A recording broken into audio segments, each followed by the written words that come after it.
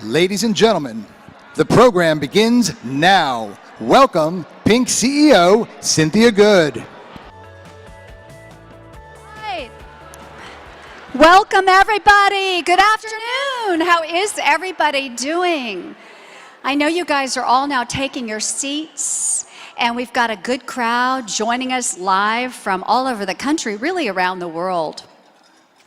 But I want to officially welcome all of you to the 17th annual Fall Pink Empowerment event. And this time we're going to be talking about reimagining women at work. And I think we really need to, because the workplace looks a lot different today than it did a year ago, right?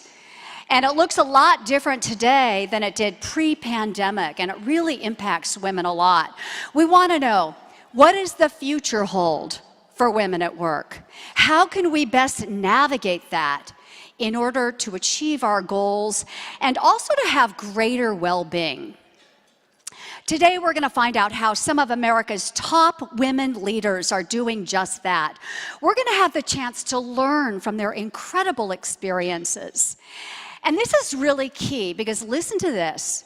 An IBM survey fairly recently found, and for our speakers, this is horrifying to me, 70% of global companies do not prioritize women's advancement. That's according to professionals surveyed. And oftentimes, we are also seeing a lot of fatigue around this issue and waning optimism that comes from heightened awareness of this issue, and also, I think, more efforts to address gender inequity, which often are ineffective. And this survey points to fewer women in leadership pipelines as the reason that they say that. Now, 3 out of 5 women employees say they are not really optimistic about their chance for promotion, less optimistic now than before the pandemic. That's according to Catalyst research. But here's the good news. We can do something about it. And I believe the people in this room and the people in the bigger room, more than, Lisa will tell us, I think more than 700 of you who are watching from across the country, and our leaders here, so many business leaders and women leaders and men, male advocates who are in management level and who are influencers, we're the ones who can do something about this, right? So we have about 100 or so folks here in the room with us live in Atlanta. Lisa, how many do we have joining us via live stream? 700. About 700? Okay, so about more than 700 of you watching. So if you're watching us via live stream, it's really important. Tell us who you are. Tell us where you are. If there's something you hear our speakers say that you like, talk about it on your chat. And if you have questions for our speakers, talk about it on the chat, because we are going to be taking your questions a little bit later. And even for the folks in the room, if there's something you hear that you like, please share it via social media. Hashtag Reimagine Pink. Hashtag Reimagine Pink. We want everybody who's part of this to walk away with some very specific hands-on tools that you can use to improve your career and to improve your life. All right, so let's get this going. First, huge heartfelt thanks to the generosity of the leaders who are so graciously sharing their time and their wisdom with us today. And thanks also to our sponsors. We could not hold these events 17 years now without your support. Special thanks to our silver sponsors, Delta Airlines. Where are you? Yes, thank you, Delta. And I know we've got hundreds of people watching actually from Southern Company, so shout out to you all, thank you. And Cox Enterprises, you guys have been great. Thanks to our bronze sponsors, Deloitte, we thank you. The Home Depot, I know we got a lot of folks from Deloitte, yay! The Home Depot, I know a lot of you are watching. The Coca-Cola Company, and we have some folks here from the company. And SignatureFD, yes! Also, Inspire Brands. Big shout out to Inspire Brands. Okay. Thanks also Atlanta Homes and Lifestyles, and Michael D'Anthony, whose company Presentations has been broadcasting these programs for us throughout the pandemic, which has been great for Pink to be able to have the chance to reach more people. So really appreciate Mike and his team. All right. It is my honor now to introduce you to our incredible speakers today. First, Caiafa. And Jay is the Chief Operating Officer for the Americas for IHG Hotels and Resorts. By the way, happy anniversary. I know you guys are now 75. That's crazy. Come on up, Jay. As Jay knows, yay! Welcome. I know, you got a lot of fans here. That's the hospitality industry for you. That's hospitality for you, yeah. Well, as Jay and many of you know, this is our home base. We love having our events here at your properties. And Jay's really the guy in charge. This is his territory. He is responsible for leading operations at more than 4,000 IHG hotels across the country. And it's the largest operating region. And he joined IHG in 2013. He oversees franchisee performance, and he supports the owners from the development to bringing the hotels to market. So it's a pretty big job. Also with us today, Lisa Chang, Chief People Officer of the Coca-Cola Company. Lisa, come on up, welcome. Lisa oversees the company's talent and people strategies, culture, diversity, equity, and inclusion efforts, always aligned with the company's brand and purpose of refreshing the world and making a difference. And Lisa has been in this role since 2019, right? Kind of a crazy time to start a big job. We'll hear about that. Previously, she held HR roles at AMB Group, Equifax, Turner Broadcasting, and the Weather Channel companies. So super cool. And she was just named one of 50 outstanding Asian Americans in business. So thanks so much, Lisa, for being here. All right, also with us, Heather Robertson Fortner, partner and CEO, SignatureFD. Welcome, Heather. SignatureFD is a unique wealth management company with client communities that include Signature Executive and Signature Women. I love how they all banded together to be part of this today. And their focus is really to help high net worth families live their wealth to the fullest, to turn net worth, and I love this, into net worthwhile. That's super cool. And Heather has held a lot of roles at the company. She was the company's Chief Operating Officer. She was the company's president and CCO, really holding strategic oversight for every aspect of the organization, which has nearly $6 billion in assets under management. And last month, she was named CEO of the Year by wealthmanagement.com. So really glad you're here. Thank you. All right. Now we're going to take you live to Bentonville, Arkansas. Let's see if we can get Donna Morris up there on the big screen. Hey, Donna, how are you? I'm great. It's great to be here. Okay, we can see you and hear you loud and clear. I'm so happy. Donna, of course, is the Executive Vice President and Chief Operating Officer of Walmart. She's a leader on the Executive Committee, responsible for attracting, retaining, and developing exceptional talent for one of the largest private employers. And with nearly 20 years of leadership experience, Donna has built a powerful, high-performance culture that integrates diversity and inclusion in the workplace. Previously, Donna worked at Adobe as Chief HR Officer and EVP of Employee Experience. Welcome, Donna. All right, now we're going to go live to Chicago. Let's see if we've got Kavitha. There she is. Hey, Kavitha. Say your last name for me so I don't completely butcher it. It's Kavitha Prabhakar. Awesome. Well, I know you're affectionately known as KP, and now I understand why, but thrilled that you're with us. Kavitha, of course, is the Chief Diversity, Equity, and Inclusion Officer for Deloitte US. She's pretty new to her role, I guess since last December. She leads a $1 billion practice with nearly 5,000 professionals as Deloitte Consulting's civil government sector leader. She also heads up Deloitte's Black Action Council, focused on long-term strategy to advance Black colleagues and communities. And Kavitha has contributed to a culture of anti-racism for the organization's people, for the firm, and communities. Thank you so much, Kavitha, for joining us today. And finally, it's my honor to introduce you to our moderator today. She is extraordinary. Her name is Nedra Rhone. She's a lifestyle columnist for the Atlanta Journal-Constitution. She's been with the company. She started as a reporter back in 2006. She is a Pulitzer Prize finalist. She's written about women in business a lot, and for Pink, and she covers a lot of issues impacting this community here in Atlanta. She's extraordinary. She wrote a really great article, and I'll make sure everybody gets it, just last week on women in business that I think is really important. And what else? I was going to say something else. But anyway, Nedra, I'm just glad you're here. Welcome. Thank you so much. And this is yours. Take it away.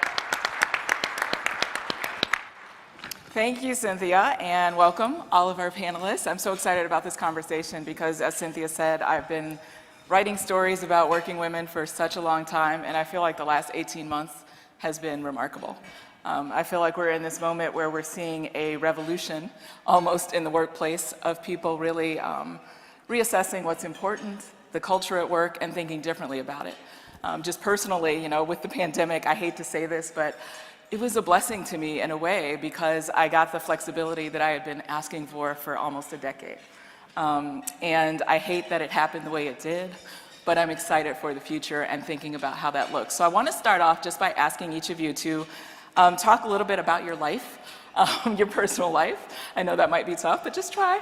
And tell us if the pandemic has changed the way that you think about work and life, and what aspects you appreciate, and maybe what you struggled with a little bit. I'll start with Lisa, I think. Okay, great. Well, good afternoon. Nice to be here. Well, just jumping straight in, you know, my family situation is I have 3 children. They are grown. I know we were talking about young kids earlier, so I know that this has been particularly impactful for those of you that have small children at home. So I've been very fortunate to be able to have grown children, and instead of having sort of the chaos of the day, it was just a house full of kids that needed food. So that was the biggest change, is I couldn't seem to keep the refrigerator full all day long. And so I had one that had graduated from college and was working at home. I had one that was starting his first year of college. And he was class of 2020 high school grad, so no graduation, no prom, you know, no first semester at college. It was really, really sad. And then I have a sophomore in high school, so all different stages. The blessing we received as well was time with the family, more so than ever. They probably are not appreciating as much as we as parents appreciate having time with them, but during the lockdown periods, there were no play dates, there were no friends, it was basically the family. So we really used it as an opportunity to come together as a family and spend as much time as possible while juggling the demands of work. And you know, I won't take up too much time, but I also experienced a family medical situation during COVID, in that my mom was diagnosed with breast cancer, and she's 78 years old. And one thing that the pandemic gave us, and the blessing of the pandemic, was an ability to juggle the work demands in a remote environment while caring for her. And essentially, I moved in and lived with her during her cancer treatment, and there's no other situation in my current role that would have afforded me the opportunity to do that. So I do think that, as challenging as it has been, as you said, we gained flexibility that we never thought we would have. And I think the challenge, which I'm sure we'll spend a lot of time talking about today, is how do we now achieve some sense of balance with that, because it's almost like the pendulum has swung to the other side, and now we're on all the time. So, but likewise, there's definitely some blessings that came out of being able to have some flexibility. Mm-hmm. Anyone else want to chime in on that? Yeah, so for us, it was interesting, I will say. We have a 4-year-old daughter at home, And, obviously she is immune compromised. She was a preemie and has some lung issues. So at the same time that I was going through some pretty big transitions at work, I was dealing with not only having a little one at home, but there was an intense fear, that we had to deal with of, this is a respiratory illness, and she is obviously compromised from a respiratory perspective. What happens? What do we do? And how do we do this well? So at the same time that not only, I was named president in May and CEO in October, there was really this sense of, I can't do this by myself.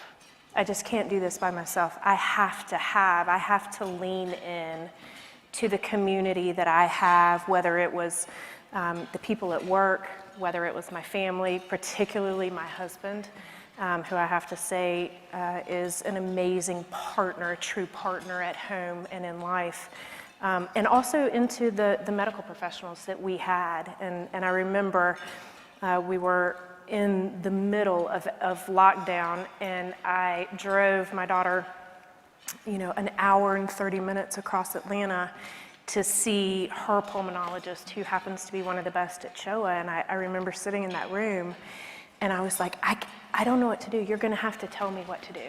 I literally cannot make these decisions myself, and I'm just going to have to lean in to your expertise. And I think that was a real wake-up moment for me, in the sense of, there are so many things outside of me that I can't control. I couldn't control what was happening in the world.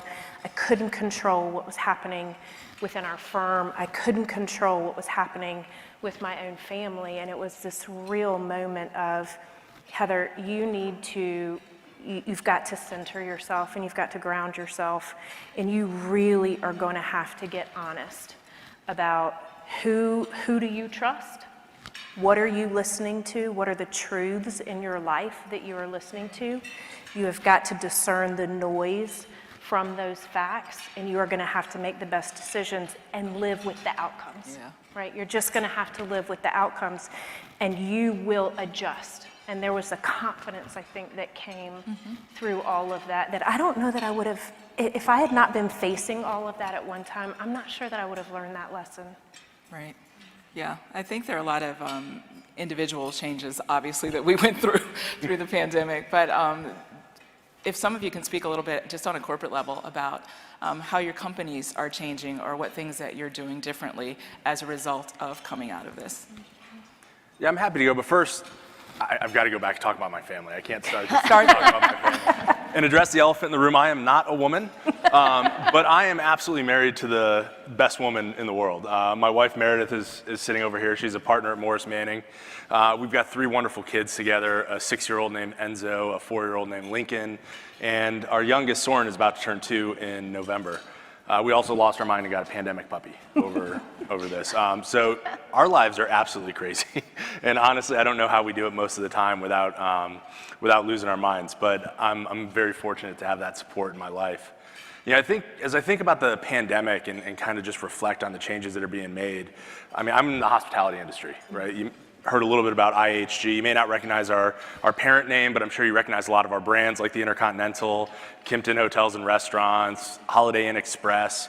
We've got a ton of great brands, 17 of them actually, operating in 100 different countries. So we have diversity at the heart of our mission, of our purpose. And I can't really talk about the pandemic without also talking about all of the visible and painful signs that we saw over the last 18 months of racial injustice, inequality, anger and hatred towards our Asian American friends and family members, all of the, I guess, moments of political violence, for lack of a better word, that are happening over the last year. And I know as a parent, it really switched my brain to moving from feeling as if I need to protect and shield my boys to wondering, how do I talk to them about this at this age, what they're seeing? And as a company, we had to do the same thing. It was a moment of reckoning where we really had to be there for our colleagues, and we were in a point in time where our business was in shambles. We went from record occupancy, record revenue as an industry to 8 out of 10 hotel rooms being empty overnight, like We thought there was nothing that could make travel go away because it can't be done virtually. Well, a pandemic where you're not allowed to be around other people makes travel go away pretty quickly. So we really had to figure out, how do we support our colleagues? How do we ensure that their voices are heard? How do we continue to look out for each other through the pandemic while none of us can actually see each other other than that little 1x2 inch box on a Zoom call?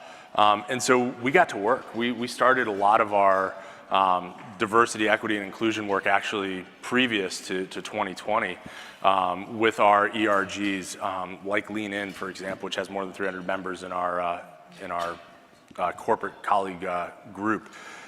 But how can we get the support to our colleagues first? Because I think the things that we missed most were being able to run into somebody in the hallway and see, how are you doing? Let me just do a mental health check with you. Are you hanging in there okay? As parents, we had our kids hanging on our chairs during our Zoom calls. Enzo became kind of a star in my meetings.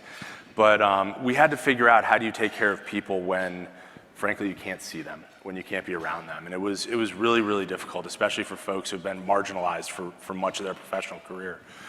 So we put in checkpoints. We had our teams reach out to people to try to just check in on their well-being. We really had to start protecting our schedules in a way that we could get other things done. And I think as leaders, it was our job to role model that. So I was never one to hide from the fact that I'm going to pick up my kids. I can't meet at this time. This time is sacred. If it's an emergency, you're gonna have my kids in the background, but this is important to me. And just show people that it's okay to do that, to take a moment to be with yourself. And I think now even more, and I'll pause so we can get some other folks talking as I'm rambling on, but emerging out of this, I think, is where the most work is yet to come. At least we're all on the same playing field when we're all virtual. But now that you have hybrid meetings and some people are virtual, some people are in person, I think that's where we really have our work to do. Okay.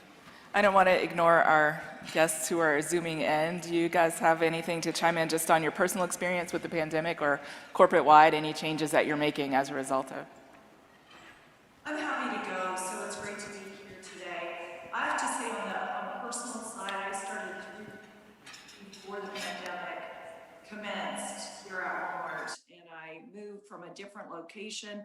So simply put, there was a lot of things happening at that point in time. That proved to be a bit of a challenge.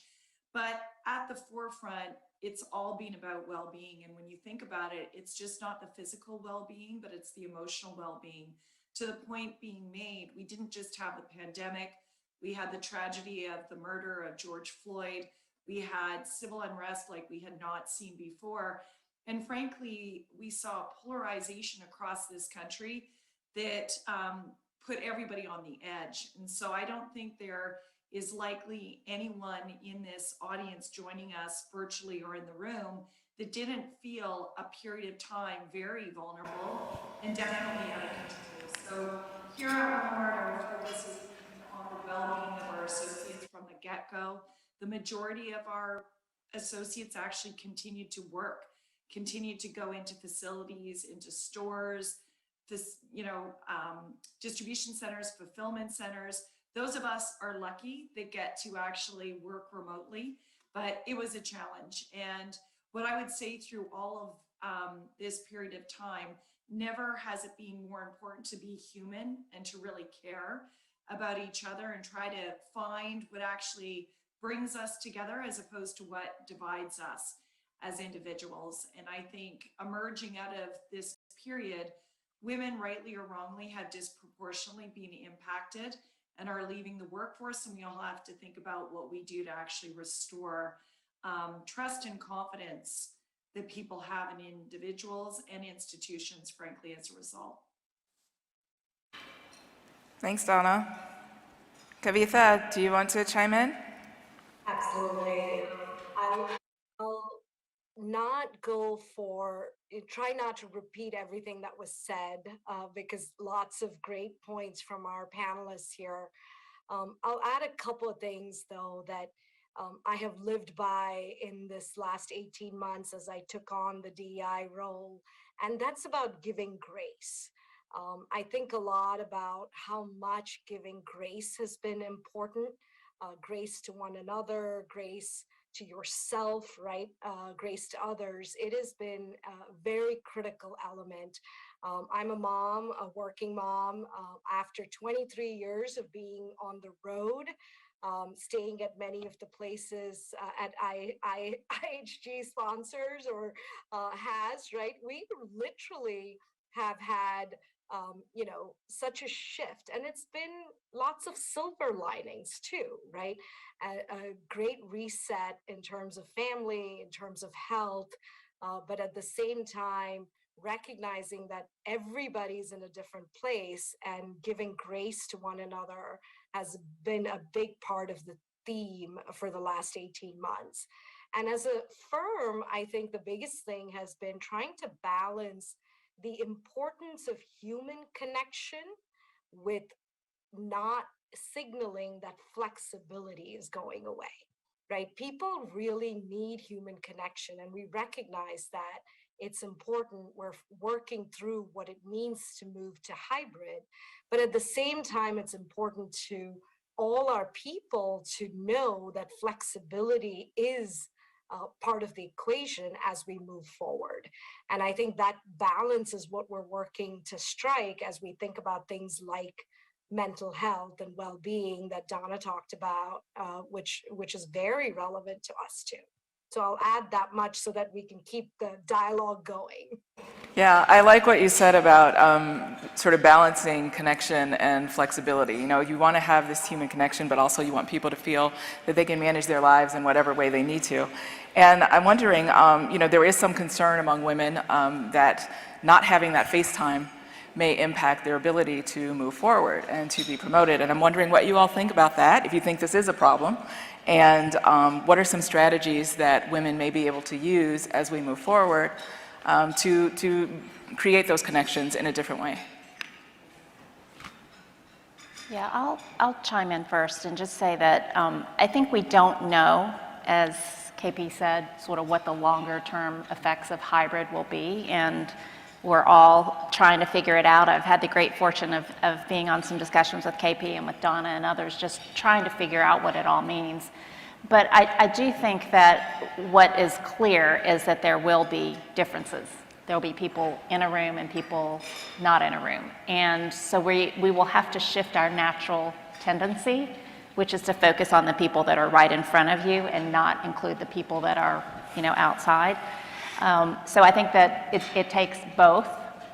If you're on a hybrid on the camera and you're not in the room, to speak up and to insert yourself when the conversation is happening. If you're in the room, to acknowledge, and I love the way the technology is working today. We can see your lovely faces, Donna and KP. You're right in front of us, like you're in a circle.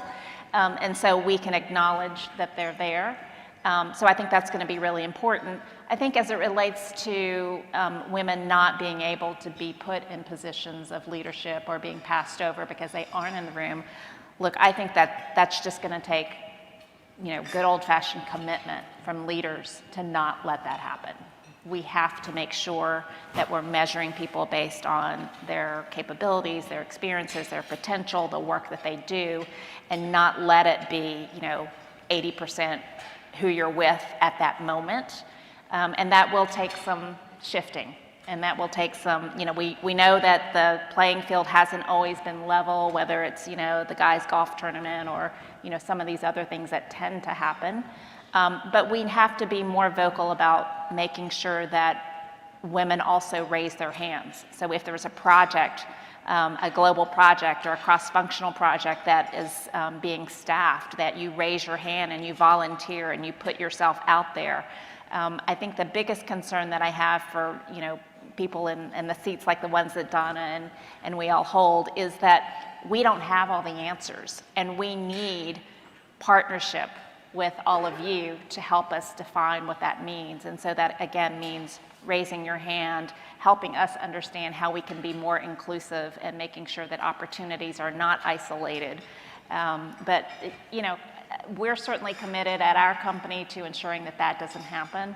We haven't gone back to the office yet, so we haven't actually had to really deal with it yet, but you can already start to sense the people that want to be in the office and the people that are starting to calendar their days in the office around when other leaders will be there. And, our hope is that people will focus on the work and not necessarily pigeonhole themselves into just trying to be seen. Right. Right. Got it. Yeah, I picked up on one thing you said, which is women having to raise their hands more. And that brought me back to my own experience. Not too long ago, I was hired as a columnist, and I did not negotiate my salary, even though I knew that I should have done that. I've written all these stories about why women should do that, and I didn't do it, right? So I wonder, what is your advice to women who are looking for, whether it's a promotion, a raise, any sort of opportunity, a contract? How can they go about preparing themselves right now in this world that we're in to make that ask? I think that's a fantastic question. I was actually having a conversation with someone last week, and the conversation was about opting out. The conversation was about, I've just kind of gotten to this place where I just feel like I need to opt out, and I was just digging into that. Talk to me a little bit about what that is. And what it boiled down to, the root issue, was that this person was uncomfortable or unskilled, felt ill-prepared to state their need and to state whatever it was that they needed in that moment to continue to do their best work and be their best self. And so many times I think part of it is just, can you identify what the core issue is? Can you really get in there and can you say, this is what I need in the moment. I want to do my best work for this company. I want to be the best team member that I can be. I want to be the best human that I can be. But do you clearly know exactly what it is that you need, and do you have the skill set to be able to communicate that well? And there are very clear communication skills, right, that you need to work on in order to have those conversations, because very rarely are you going to walk in the room and they're like, I'm going to give you everything that you need to get everything done. You would never even ask for. Everything, I see you, and I am going to just make it easy for you. That is not how those conversations go, right? Sure. So preparing yourself and getting yourself the skills to be able to have those conversations well, knowing that there is going to be a back and forth in that conversation, those are critical things that you can work on to be able to lay the groundwork to have your needs met, the organization's needs met, and basically have a better outcome for both of you. Mm-hmm. Okay. Yeah, and I think it's interesting hearing you say that. Those conversations are uncomfortable for everybody. Like, that's something else you've got to give yourself a pass on. I mean, as professionals, that is a learned skill. None of us are born with this, innate ability to ask for what we want. That's just, as human beings, that's sometimes difficult. But I'm hearing also kind of an undertone theme here of being able to be your best self. And I think one of the things that we do, anybody that's worked with me will have heard me say this, I absolutely despise the saying, I'm going to give it 110%, or I'll give it 120%, because it's not true. You've only got your 100. There's nothing more than that. And it's our job as leaders to make sure that we're clearing up as much of that 100 for your productivity, for your best ability, for yourself to come out. But I feel like people who say that they can give 110 or 120%, or leaders who expect it, are actually doing themselves a disservice, because you're convincing yourself that you don't have to manage your 100. And you don't have to ask for those things that will allow you to be your best self. And you'll just kind of keep telling yourself, I'll give more, I'll give more, I'll give more, until you break. And I think I've seen that, frankly, out of more of the women that I've worked with, who just continue to take more and more on their shoulders without being willing to ask and say, I am valuable, I have an impact on the company. I move the needle. If you lose me, it's a big deal. And, but I think you also have to give yourself a pass and just know that those conversations are awkward. They're hard. It took me a long time in my career before I ever asked for a pay raise or anything. I was fortunate that I got them. But I think that's where having a good mentor, and in many cases a mentor that doesn't look like you, doesn't have the same experience as you, a sponsor, someone who will advocate for you, you kind of need that board of directors to help coach you through those times. I just wanted to add one thing to this conversation. I think sometimes you need to also get courage by remembering that you're not just doing it for yourself, you're doing it for the generations to come. And that really changes my frame of how I think about hard conversations, messy conversations, topics that are not straight line. That it's, yes, I am definitely doing it for myself, but I'm also doing it for the generations to come. And I think that's, an important way to get courage. I love a Viola Davis quote that I often share, which is, if you're afraid to jump, then jump afraid. And I think that just, sometimes you need those moments. You just need to jump afraid, and it's okay. And I think that courage comes from that. So, Nedra, some added commentary for you. Jay, you actually mentioned something that I wanted to go back to, and it was this idea of advocates and mentors. I think that's something that's super important, especially when you're trying to advance. And I wonder if you have any thoughts, any of you, on how one might do that when you are in sort of this weird moment, you know. I think we've lost the water cooler conversations for a bit. You're not in the office, you can't say, hey, let's go out to lunch. How do you even find people that maybe you bond with or that you do want to become either mentors or advocates for you?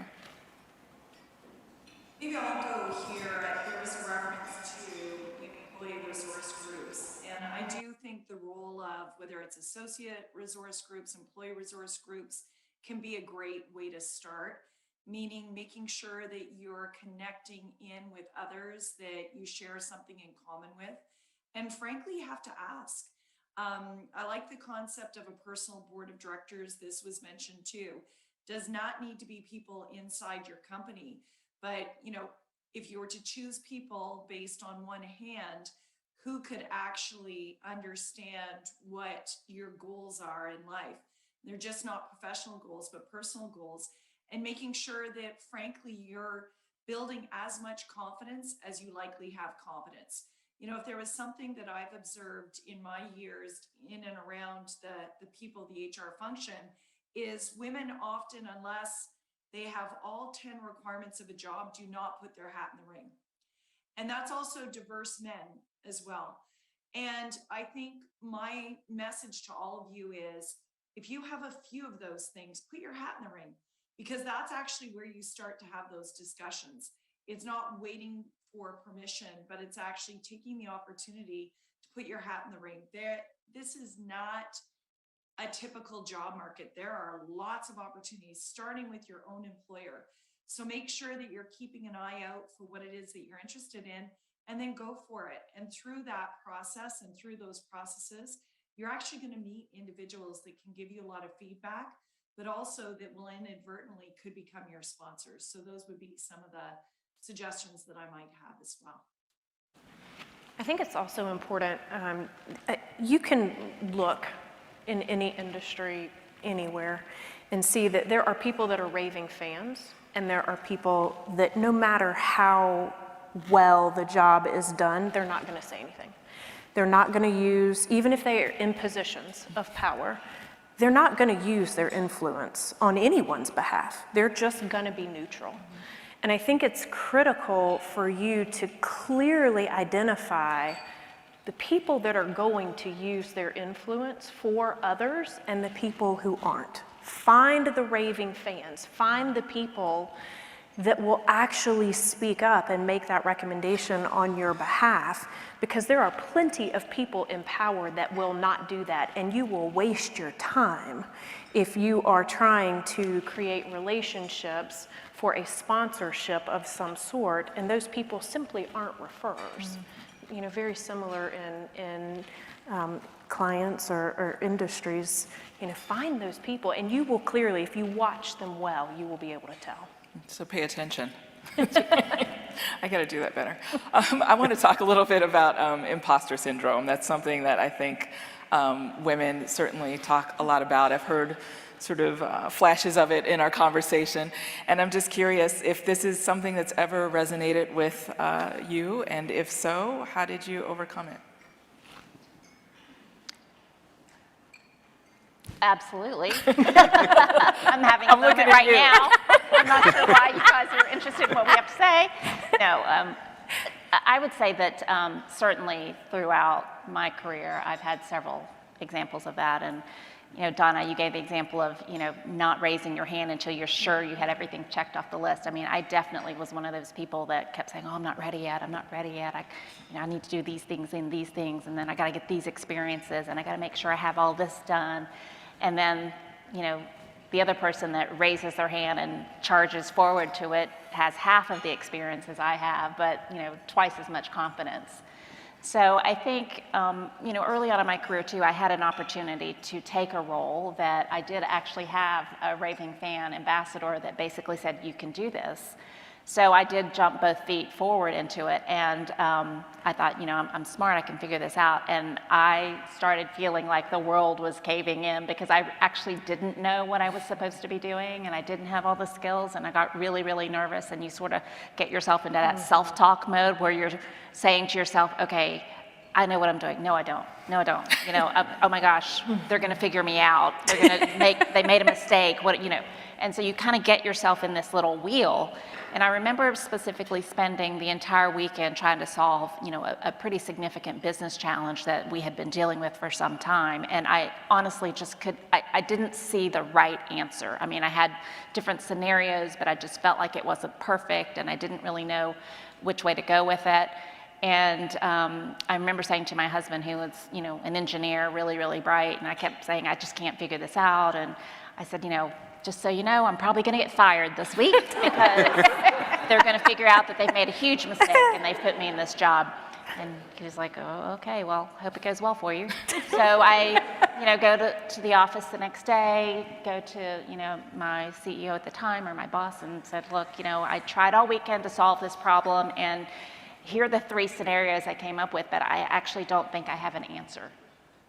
And fully expecting kind of a, well, geez, that was a waste of energy to put you in the role. But she basically said to me, you know what, that's exactly the problem we've been dealing with. We've all felt the same way. You have some interesting points here. We hadn't thought of that.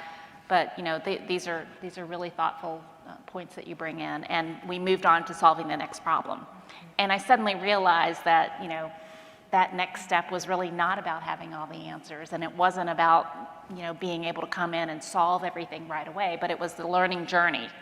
And so after that happened, I started to, again, realize that, we don't all have the answers. I just admitted that to you, a few minutes ago. We don't have all the answers. And so the sooner we can realize that it's the journey, and that, this imposter syndrome is really just the negative self-talk in your head, and that we all have things to contribute and we can all learn, the better it is. But for sure, I have those moments all the time. I love one of the things that I like to ask myself when that starts in my head is, who told you that? Who told you that? The internet. This they stayed at a Holiday Inn Express, not an IHG. But there's this real thing that happens in your head, right? Yeah, and it can get out of control. And one of the ways that you stop that is you say, who told you that, right?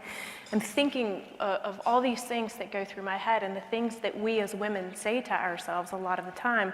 And quite frankly, it became very clear to me when I had my daughter of, would it be okay with me if my daughter said the same things to herself that I say to myself? Absolutely not. So who told you that? And who are you going to choose to believe? Is the voice that's telling you that you're not enough, or that you don't know enough, or that you can't, is that the voice of truth in your life?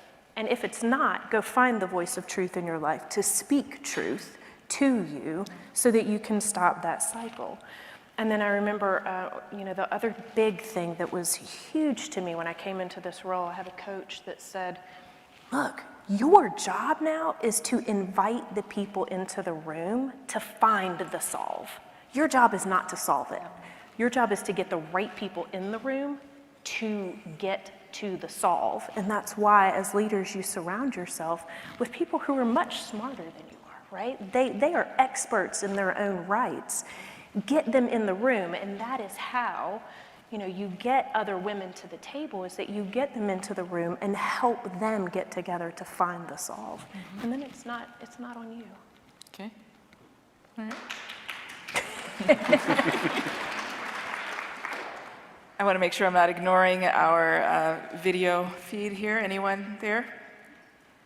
Yeah, on that, and I'm sure Donna has thoughts here too. I love what was said just now.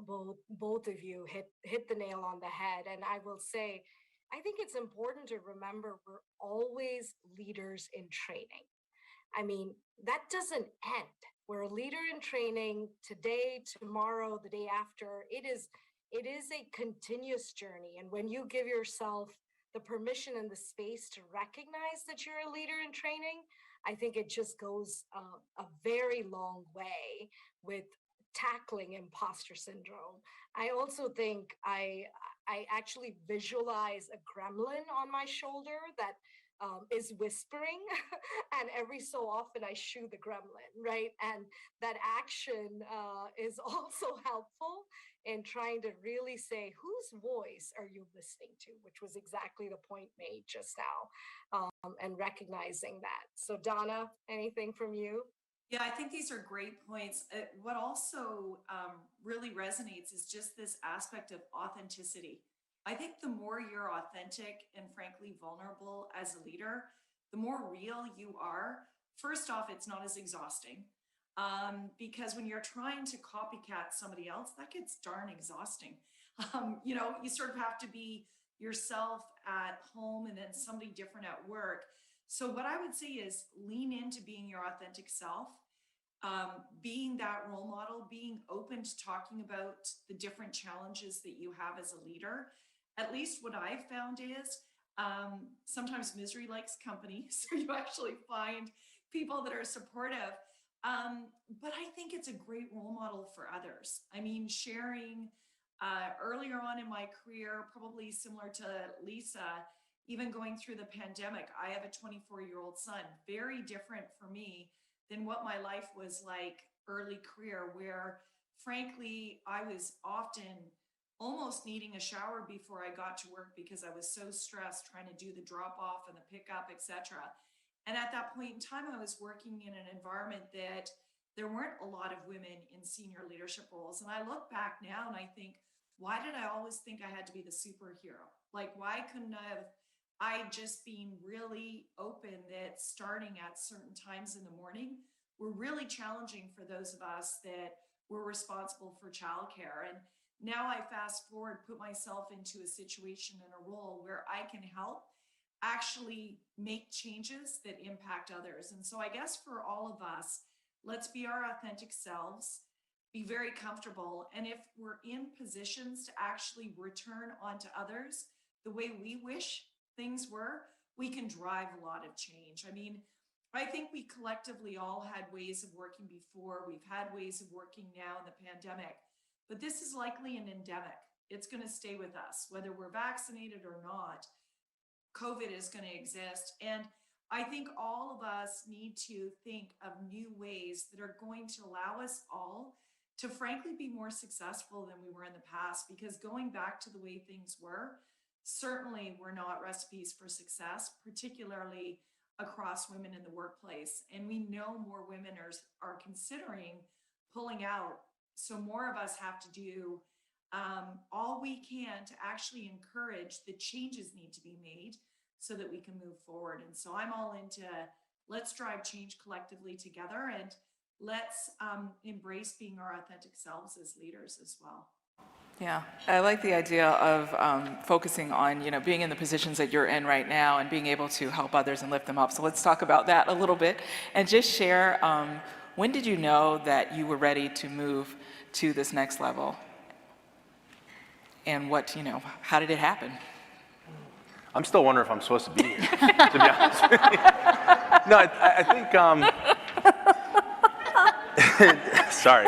I've got like my whole team here too. This is not good. No, in all seriousness, I think I've always been one of those people that I feel like if you're not on the edge of out of control, maybe you're not moving fast enough. And there's just something about trying to take that next step and jump into it with a mixture of courage and judgment. But for me, it's often the other way around. I had people around me who were pushing me to say, you should do this, you should try to do this. Because my voice was saying, what are you thinking? You've never worked in a hotel. You're gonna be a COO of a hotel company? How's that gonna work out? But I do think it's really important to be in a place where you can feel like your authentic self. You know, hearing that last point that Donna was making, I think that's where you have the courage to try to open up those wings and do something more different and to try to step up and be a bigger leader. And I coach so many folks that talk to me about where they are. I've got a reverse mentee, for example, who is a single mother, African-American woman. She's absolutely amazing. She's got a 12-year-old daughter. I've learned so much from her as my mentor. And we were talking about how long it took before she was willing to wear her hair naturally, for example. And you start saying, well, maybe you're not in the right place. Maybe that's not where we need to be. Maybe you need to be in a place where you get to feel like you belong. Because I think there's a lot of places out there, there's a lot of leaders out there that really care about that. And if you're in a situation where you feel like you have to be somebody who is not your authentic self, I don't know that you'll ever feel ready to take a jump. Because you go back to that 100%, like I said, and if you're spending 40% of your energy trying to be something you're not, the best that you're ever gonna give is 60%. And we all know that we've got other things. We've got kids, we've got lives, we've got friends, we've got spouses, we've got faith, we've got so many other things. How can you ever feel like you're even successful, let alone that you've got the support that you need to be able to take that jump? Yeah. Okay. Yeah. Anyone else? So Jay had some folks around him who were helping him to think forward and move forward. Anyone else want to talk about their experience in just being ready to get to the level you're at now? I mean, I would say, and I know a lot of people don't believe that this is true, but I can honestly say it's true, and I would venture to say that the other panelists would too, is, you know, in my career, I really haven't tried to go for specific positions. I've really gone for experiences, I've gone for leaders, I've gone for companies, I've gone for things that challenged me, that scared me, that, you know, and so I think, fortunately, each one of those opportunities was an accumulation of things that led me to a place that eventually allowed me to assume certain leadership roles, for which I'm extremely fortunate. But I do think that if you chase experiences and not positions and not titles and not roles and not, well, I want to be in your seat, how do I get in your seat? That's always a really hard question to answer. Because if you ask me to retrace how I exactly got here, I couldn't give you a very specific roadmap. I could tell you all the things that I did and all the people that influenced me, but I don't think it's a linear path. And so I would encourage all of you to think through the things that excite you, that challenge you, that inspire you, and to look for people and organizations and experiences that do all those things. And I guarantee if you don't get the position, you will be in the position you're meant to be in, and you will feel fulfilled and excited and challenged. And so that's really the way I've looked at it. And I still don't actually know, you know, like people will say, oh, you've made it. And my answer is, I don't actually know if this is it. Like, what is it? You know, I don't actually know. I still feel like, I'm like, well, I don't really know what I want to do when I grow up. And my kids are like, oh, you know, it's a little late for that, Mom. And so I think that that's really kind of how I've experienced it myself. And I don't know if all of you have similar experiences. I think very early on, and similar to exactly what you're saying, I realized, quite honestly, not even where I was my best self, I realized where I was my worst self. And I realized that I didn't want to be my worst self. And my worst self emerged when I was bored, right? Like, I just got into a lot of trouble when I was bored. And so the beauty of that was, I was like, oh, don't be bored, right? Like, go and do some stuff and learn some stuff. And so every opportunity that came up along the way, it was, oh, I can do that. I'll just go do that, and I'll learn something there because I won't be bored, and I'll be learning something, and I'll be my better self. And along the way, those became things that put me in a position, in a room that I wouldn't have been in otherwise, right? It was that willingness to go and learn something that nobody else was really interested in and nobody else really wanted to do, but I knew that I didn't want to be my worst self, so just go learn something. And you get to the table a lot faster that way. And you That's were more saying, than half of it, figuring out what you don't want to do right, or what you're not good right. at. All these kids, I'm like, you don't have to know what you want to do. Just go figure out all the things you don't want to do and avoid those like the plague, right? So I think part of it is in figuring out, what do you love to do? What is your unique ability? What would you do if nobody paid you to do it at all? And go deep into those things and go learn, and eventually those experiences, they broaden you and they grow you. I love what KP was saying about, you're always a leader in training. And very early on, that put me in the room to start honing those skills around unique abilities and the things that really, quite frankly, I'm the only person in the room that brings that to the room. Right. Nice. Okay. I wanted to talk a little bit. I'm sorry, was someone talking? KP, was that you? Yeah, I was just gonna add, purpose and impact is another big dimension, right? What is the impact you're having? And ways to be, ways to measure that, ways to understand that, ways to feel that, I think is very important. So I do think looking at our journeys and saying the roles we pick or, the experiences we pick, because I'm also a big experience person, really thinking about what's the kind of impact you're having in those spots is super important for, general happiness, for general level of satisfaction, right? If you're able to articulate that, I think it goes a long way in kind of saying, okay, I have, done what I have to in this spot. I do want a change of experience, and I want to ask for that change in experience because I want to have a different level of impact going forward. So that's something I think about, Nedra. Bit about the Great Resignation. That's a term that I think we've all been using and hearing, and we know that it is impacting women. I think it was a Deloitte survey that we had that said 3 in 5 women plan to leave their employers over the next few years due to a lack of work-life balance. And I'm wondering, what are your thoughts about these findings, first of all, and what can companies do about it? What is your company specifically doing about it? I know this is something we've seen in our newsroom, and it is largely women who are making that exit, and not necessarily to another job. That's the part that concerns me. So there's something happening there, and KP, I'll go back to you since it was Deloitte data that I just quoted.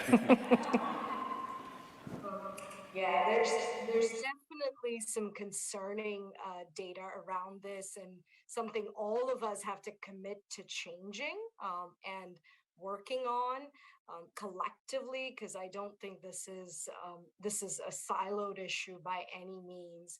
And I think the key thing is to continue to think about what is the set of things that you're offering your employees to really address that retention, whether it is flexible workplaces, whether it is unlearning old ways of doing business.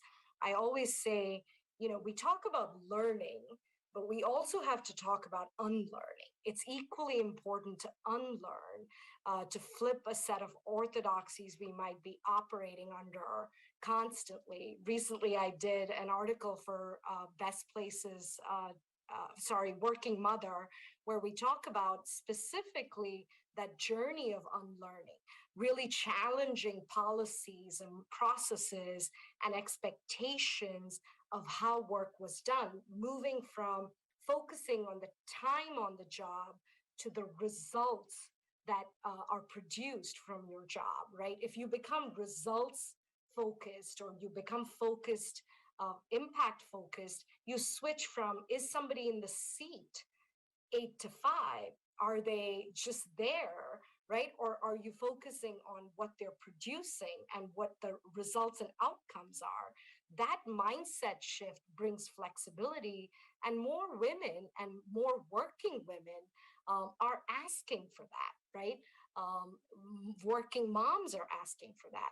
And then speaking up about the change that's needed. I think it's super important to continue to challenge ways of working, to speak up and say, why does that orthodoxy exist? Can we flip it? Can we think differently about it? So those are the things that I think about where we have to move the needle in how we approach it. Otherwise, women will continue to leave the workforce with everything we have had to deal with the past 18 months. Yeah, perhaps I'll build on that. I do think that women and also people of color and women of color have disproportionately taken on the burden associated with the pandemic. When you think of different schools across the country and the need to homeschool, rightly or wrongly, there were more women taking on some of those requirements, or aging family members that might have had profound impacts as a result of the pandemic. I'm all into what KP is saying. I think flexibility is the way to go. And I don't call flexibility equal to hybrid. Hybrid sometimes implies this is a schedule we're all going to work for. I think what people need at this point in time, and often women more than men, is realizing that the employer is going to meet them where they need to be. And one week that might look like Monday to Friday, but the next week it might be there's something happening with their children or with other family members, and they're going to have to be more flexible in their schedule or where they work. And certainly that's what we're leaning into, is flexibility is defined by each individual. And frankly, I think all of us would rather people reassess how they're going to work than resign. So I'll put a nuance. Instead of it being the great resignation, can it not be the great reassessment? Meaning, how do people reevaluate the role that work plays in their life and then other aspects of life? Because it's really, really important. I mean, let's face it, you can't have it all. I reflect back to, once again, earlier in my career, and I think, wow, what would have happened if the pandemic had hit when our son was much younger?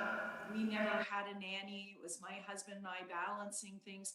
It would have been a lot more challenging than it was to have a young man during the pandemic. And so I definitely believe that all of us need to look at how we really meet employees, associates where they are at, and we redefine what work looks like into the future. I think we're going to all need to do that, frankly, to retain the diversity that we all seek to have within our workplaces.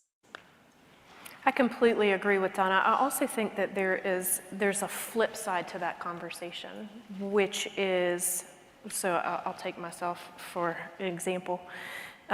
So when I became CEO, there was this belief that I couldn't have another kid.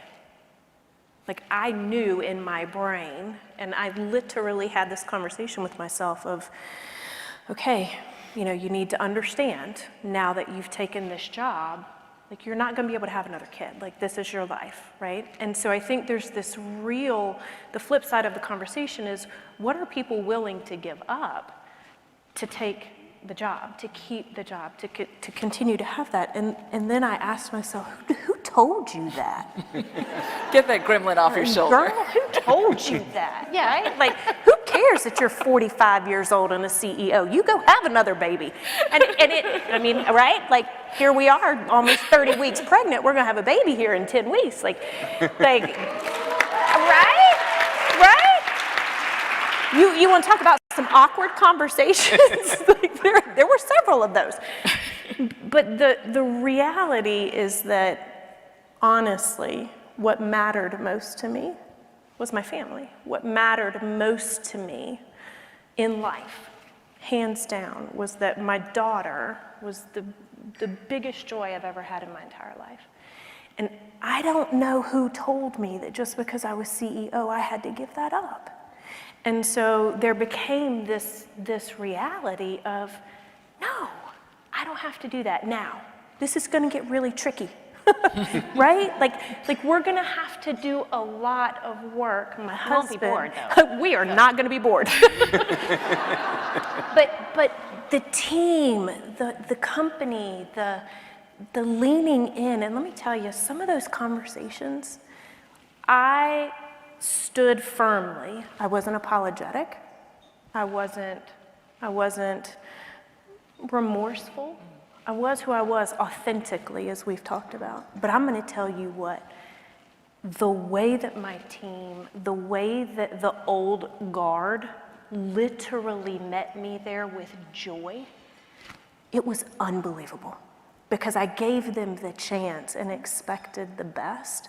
Now the conversation becomes, how do we make that work, right? What does that look like? How is it gonna work? What do we need from the team? What does that mean for our people? But I will tell you, when I sent a very authentic email to our team, our whole firm, that just said, look, my journey looks very different. Like, we've had a lot of loss. This has taken forever. I would not have thought that I'd be 46 when I have this baby.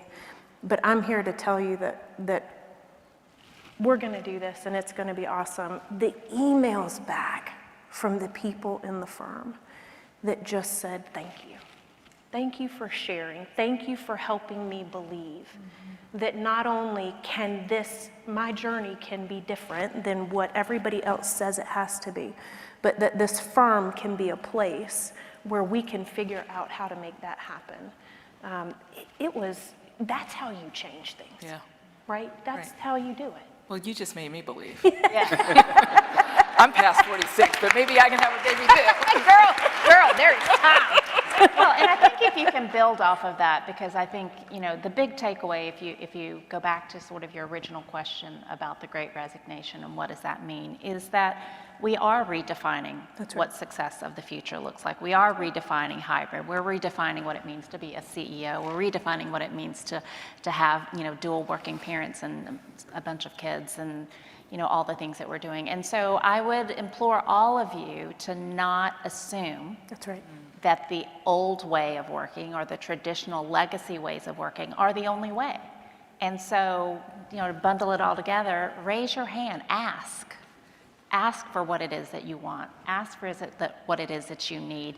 Tell them how you think you can work and what that will do to accommodate both the business needs of the company and your personal needs. I think we're all going to have to figure this out together, and I think that, proof in the pudding here that those things can be done. And it's no surprise that there are labor challenges in the market. And so I think the power shift is happening, right? So companies depend on all of you. That's right. And so we need more dialogue, we need more partnership, and again, not just putting the problems at the feet of the company and saying, hey, you figure it out and you let me know. I think it's coming to the table with alternatives and solutions and suggestions and partnerships of what if we did this, or how about that? So I think that would really help accelerate this emerging out of this pandemic. Right. Yeah, and I think, from my perspective, first of all, I love these stories. They're absolutely amazing. And I can't wait for the New Year's baby. This is really exciting. 12:31 at noon. Scheduled. I think people sometimes forget that we hire your whole self, right? We hire you as a person. I don't like this idea of this is my work personality, this is my home personality. We're too intertwined at this point. There is no balance between these. I think one of the visuals that a leader that I worked for shared that I kind of keep hold is, it's not really a work-life balance, it's a work-life juggle.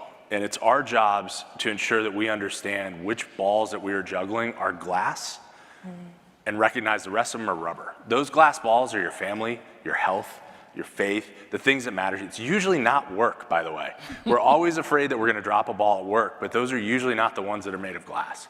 But to me, I think once you recognize that, and I can say this wholeheartedly, I'm a competitive person. I want to win. The best way for me to win is for my team to be diverse. I love that. There's no question about that, right? That's so great, Jay. What a great conversation. I'm Cynthia. I'm jumping back into this conversation. because we have a number of folks who want to ask you all questions. And maybe we can get Donna and KP to take some of the first questions. But let's go ahead and take everybody live to India. Because one of our colleagues from IHG based in India is joining us with a question. Sneha, are you on the line? Yes. Oh, fantastic. Where are you in India? I'm based out of... Okay, could you say that again? We missed that here live in the room. So I'm based out of Gurgaon. That's where our IHG office is.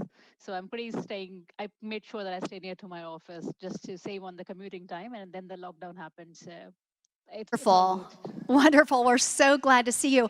Do you have any thoughts you want to share about this conversation today, and do you have a question for one of our speakers? Yes, actually I have both. So it is actually past 10:40 at night in India, and but I'm so glad to be part of these conversations today, and my head is so buzzing right now, and I'm so charged up right now. So I'm pretty sure that it's going to be a pretty late night before I go back to sleep, because such wonderful thoughts in my head right now. So I guess I'm just fully charged up in a way. I think I'm going to complete couple of my pending tasks right now. I think I'm going to be pretty creative right now when I'm using and quoting some of the great things that you guys have been mentioning here. So thank you so much. I'm so glad to be part of this conversation today. My question is for KP. So I mentioned Kavitha there, but I thought everybody is calling it KP, so let's keep it simpler. KP, my question to you is, what has been the most successful D&I initiative at your organization? And what was the reason for its success? Well, thank you for the question, Sneha. And I do respond to Kavitha, so never hesitate to call me that. It means a poem, by the way, for those of you listening. So let me talk about, if I look at the last 18 months from a DEI perspective, our biggest journey has been on transparency and accountability. It has been extremely important to be simply transparent about where we are, not trying to spin any stories on why or why not, but simply be transparent about where we are when it comes to diversity, equity, and inclusion. And that has followed with accountability, because if you are able to really create a baseline and say where you are then rallying 150,000 people across the US firm to say, how do we move from here to the next stage? And accountability has been a big part of the conversation to that end, Sneha. So that's what I would highlight in our journey in the last 18 months. Thanks so much, KP, for that response, and to Sneha for joining us from India. I hope you can get some sleep. We appreciate you being here. All right, we've got some questions here in the room, and first I'll come over there in a minute. I'd like to go to Vernice Armour, otherwise known as Fly Girl. She's an amazing speaker. She has been part of our Pink Power Alliance before, and we were talking a little bit about authenticity. And I know from 17 years of these programs, hi Karen, sometimes it's not easy to be totally authentic when you don't look like everybody else in the boardroom. So what are your thoughts on that, Vernice, and did you have a question? I don't know if I had a question or insight or a comment or just wondering, what others on the panel think.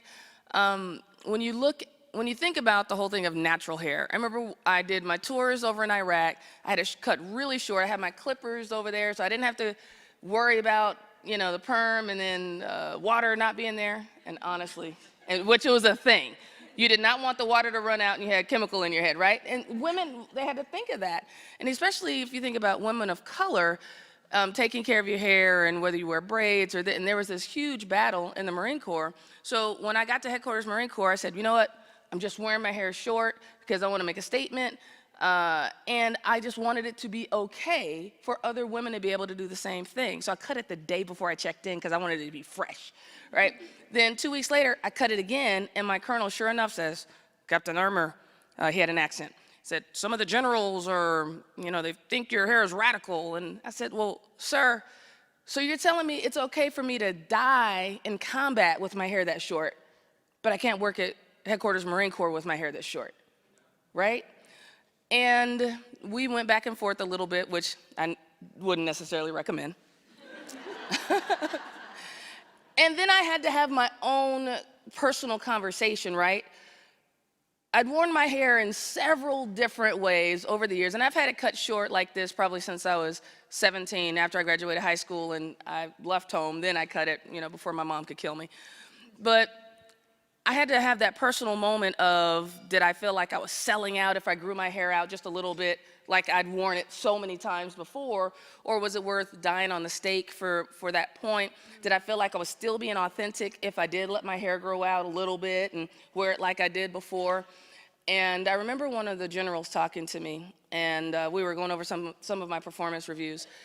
And I said, well, sir, it's just easier for you. You're a general, you can do whatever you want to do. And he was like, no, the higher you get, the more political it gets, right? And he said, something that someone told me a while ago is you can be right or you can be dead right, right? And I was like, oh, wow. And if I'm not to dominate time, if I could say one last thing. When you walk across the threshold, we have the decision, right? We hear diversity is our strength. Are we going to assimilate like the Borg, resistance is futile?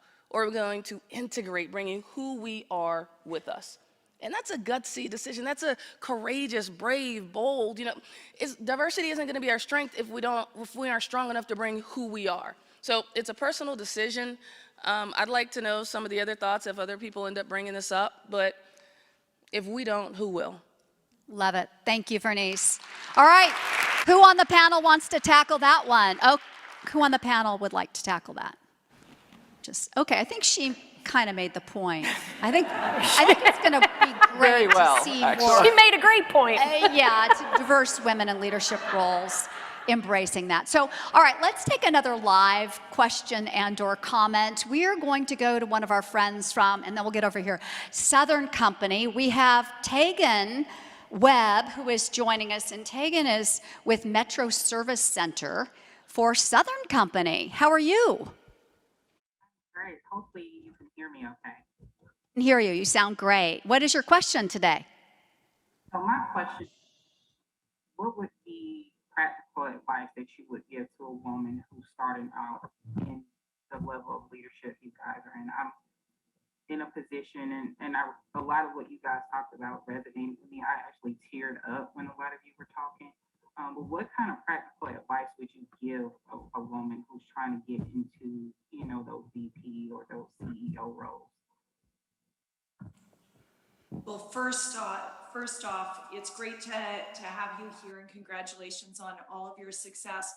I would say, one, don't be hard on yourself. I mean, all of us are learning. That's come up a number of times. I don't think I'll declare for myself, on any given day, I'm not sure if I'm doing an A job or a C job, but I'm going to keep on going. So I'd say one is set your own expectations, set your own goals, look for continuous feedback, make sure that feedback is coming from different people, not just your manager, your leader, but the people who are working for you, the people that you get to work with, your peers.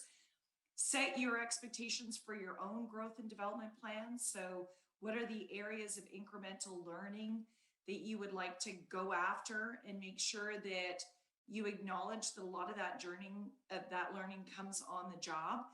And then declare what you want. This hasn't been said, but I'll put it out there.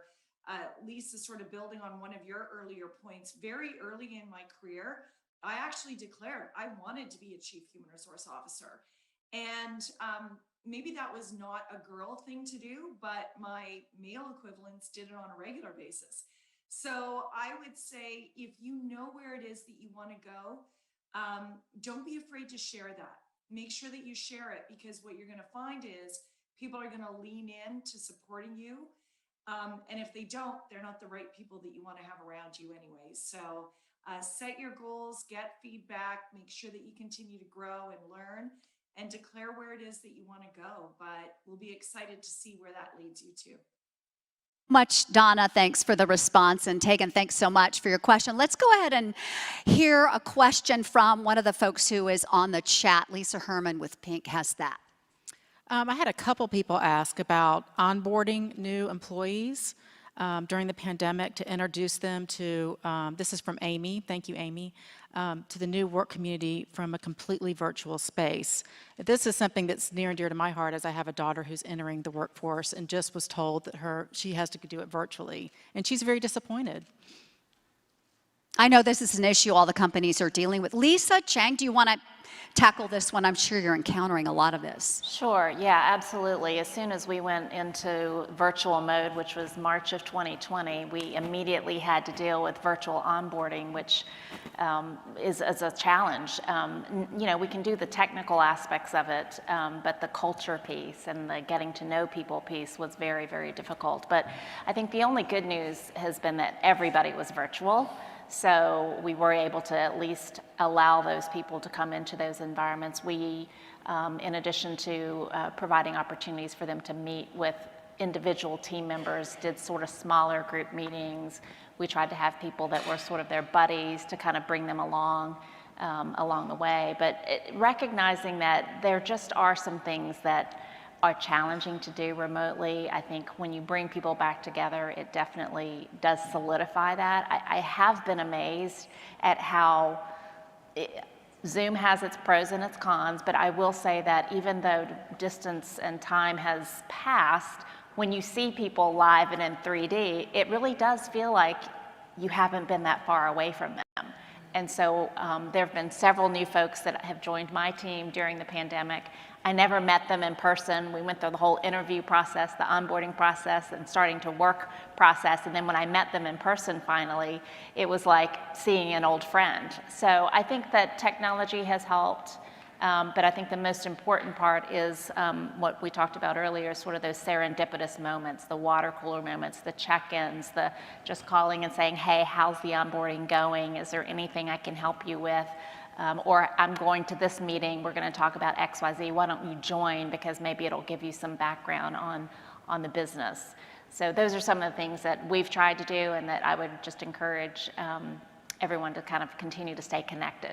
Great suggestions. Thanks, Lisa. We've got time for one more question. We have Danielle with Path Builders with us. Hi. Thank you so much. This has been fantastic. So I guess I have a two-part question. We talked a lot about shifting the way we do things differently inside our organizations. And we talked a little bit about the Great Resignation. And we know that there is not only a trend, but there's also a lot of data to back up that people leave managers and not organizations. Any good tips and tools for how to manage in this hybrid environment, or how you're training your managers to manage in this hybrid environment? And then on the flip side, how do you not put the onus on the remote worker, many of which are women at this point in time, to have to carry the load on making sure that they have the face time that they need, or to get the visibility that they need, and not put that on top of their day job and on top of their home life that they're trying to deal with as well, making it 120% type of reality for them? Good question. That's a lot of pressure that women are under. No, it's great. Who wants to tackle that? Heather, Jay, real quick. Yeah, I think those are fantastic questions. I think I just circled on my pad here. One theme that I've just heard through so many of these questions is the intention part, right? You have to get crystal clear about what are the top priorities. You just have to. And so for your managers, what are the top priorities that they need to be focused on? Because not only do they need to be focused on results and being sure that the results that matter are the ones that they're focused on, not the small things, but then also are they focused on, do they know the warning signs of a person's mental health or wellness, and do they know what they're looking for? Can they clearly and quickly identify it so that they can help where they might need to? And then I think, the FaceTime on top of, I think we just did this exercise through our firm. We called it the time suck list. And we did this survey across the firm of all the things that just suck time through the organization that potentially we as executives weren't even aware of. And can you use something like that to get clear on where people might be spending a ton of time that actually doesn't matter? Get rid of those things and put in the things that do matter, which is that intentionality of face time, intentionality of diversity, because you will find, I think, coming out of this, that people will align to people like them in a virtual world, because spending time with people who are different than you requires intention, and it can sometimes be uncomfortable. So can you create the space in your organization or within your team to free up and make those types of get-togethers purposeful and impactful? I love it. Okay, well, we're going to wrap up. I do want to go back to each of you for the shortest soundbite, best piece of advice given the situation we're in right now. But I do want to just give a round of applause to thank our speakers and KP and Donna, Kavitha, for joining us. Thank you, guys. You've been great. And Maddie is here with a little something for each of you, just a small token of our huge love and appreciation. But real quick, and Nedra, I'd love to include you in this as well. Yes, we'll go with you last. Let's start with KP. Kavitha, final thought to leave everybody with. Final thought to leave everybody with, Kavitha? And then Donna, why don't you jump in first? A final thought, go for it. Go for it. Okay, Jay, final thought. Okay. I feel like I put everybody on the spot. Yeah, you like putting people on the spot. No, I'd say be comfortable having the conversation, right? Just be comfortable and confident in having the conversation. Great. Love it. Lisa. I would say don't take for granted what we've learned during this pandemic. Don't let a good pandemic go to waste. We have learned a lot. Let's take it forward, both personally, professionally, in the workplace. But a lot, we were talking about kindness earlier. We've learned a lot about each other. We've learned a lot about our lives, our children, our pets. Let's not let that disappear once this pandemic disappears. Heather. Trust your gut. Trust your gut. All right. Kavitha. Sorry, I froze there. You're good. You're good. Mine would be gratitude. Just be grateful, and it's a great source of happiness. Beautiful. I love it. Nedra? Be authentic, be human. Be authentic, be human. Thank you guys so much. What a really powerful conversation. Thank you. Thanks again to our sponsors for making this possible. I have got to thank all of you. Southern Company, great to see you all out there. We'll pop up the sponsor slide. And Cox Enterprises, we appreciate you. Delta Airlines, love that you all are in the room.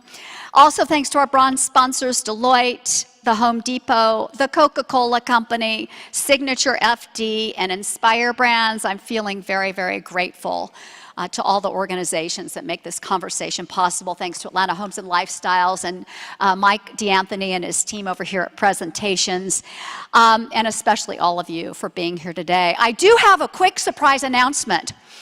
We're already working on what's next, right? As we do, and I can announce to you here and now that the Signature Spring Empowerment event will be held in May 2022, and Carla Harris will be one of our featured speakers. You know Carla's Vice Chair, Global Wealth Management from Morgan Stanley, and just a powerhouse, and she's really seen it all. So between now and then, we would love to invite all of you to join the Pink Power Alliance and to be part of this segment of the Pink community. It's an ongoing development program. We do it every other month. It's a chance to get really, really connected and close in an intimate Zoom environment with many leaders, just like some of the leaders you've heard today. Lisa will pop up the link for that so the folks who are watching virtually can see, and we'll send it to everybody else. Also, please bear with me so I can just offer a very heartfelt thanks to my amazing team. Thank you, Lisa Herman, Aaron Buell, Aaron Diaz, Maddie Davis, Alicia Michaels, Annette Tarabasso, Joan Borchat with Moxie Meeting Planning, and Michael D'Anthony and his crew. And also Brian Edelman and Lisa, who are with the venue and always give us a first-class job. We really, really appreciate you guys. You've got a great company.